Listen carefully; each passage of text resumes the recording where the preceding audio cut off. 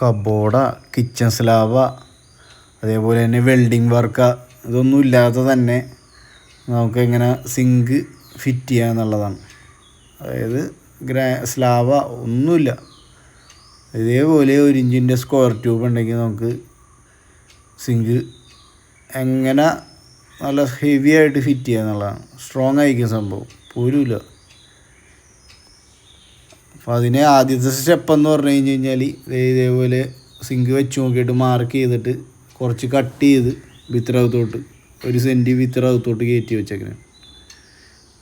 അത് കൂട്ടുകാരൻ പെയിൻ്റൊക്കെ അടിച്ച് ഇങ്ങനെ കുട്ടപ്പനാക്കിയിട്ടുണ്ട്. സ്ക്വയർ ട്യൂബ് 4 ഇഞ്ച് വിത്തറകത്തോട്ട് കയറ്റിയിട്ടുണ്ട്. 4 ഇഞ്ചൊന്നും കയറ്റേണ്ട ആവശ്യമില്ല, ഇത് ഇത്തിരി ഹെവി സിങ്കാണ്, നല്ല വെയിറ്റ് ഉണ്ട്. എന്നാലും ഇത്തിരി ഹെവി ആയിട്ട് തന്നെ ഇരുന്നോട്ടെ എന്ന് ഞാനും വിചാരിച്ചു.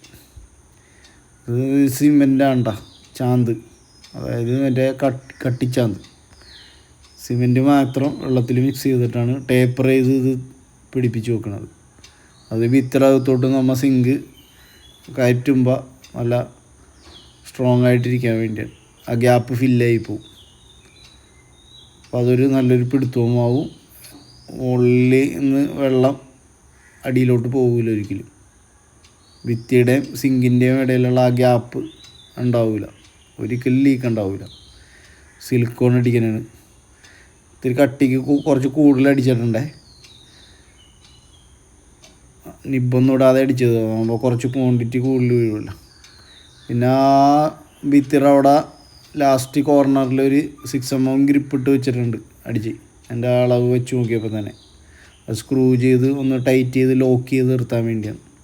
വെയിറ്റുള്ള സിങ്ക് ആയതുകൊണ്ട് വെയിറ്റൊന്നും വെക്കേണ്ട കാര്യമില്ല, അല്ലാതെ തന്നെ അത് കറക്റ്റാണ്.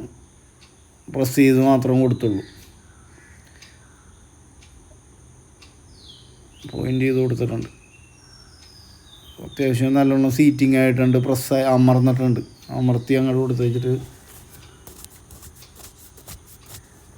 വെയിറ്റ് വെച്ചാൽ കുറച്ചും കൂടി നല്ലതാണ് കേട്ടോ.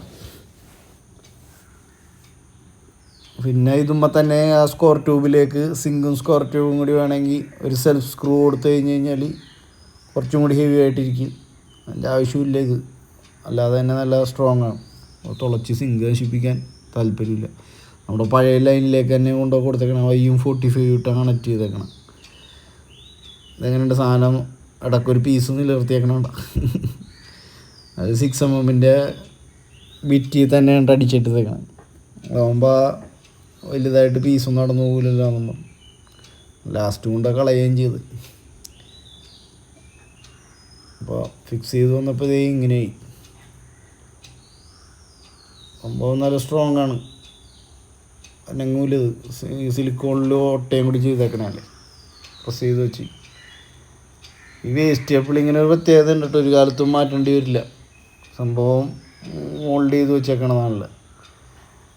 അപ്പോൾ ഇതിൽ ഈ മുകളിലത്തെ ഗ്രേറ്റിങ്സ് മാറ്റി കഴിഞ്ഞ് കഴിഞ്ഞാൽ ഇതേപോലെ ട്രേ ഉണ്ട്.